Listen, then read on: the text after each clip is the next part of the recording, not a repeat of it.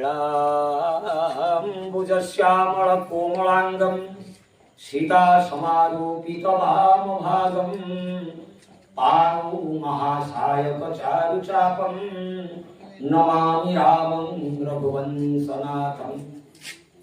प्रिय दर्शक बंधु, आपणमानଙ୍କର प्रिय गायक तत्वविभूषण उत्कल श्री सुबलचरण महापात्र रकला हिंदोल ढेंकानाल। मु आसुची आपणमानଙ୍କର आर्तप्राण घाटी ब्रह्म डिहगरडा तेंतुली मठ जिला पुरी।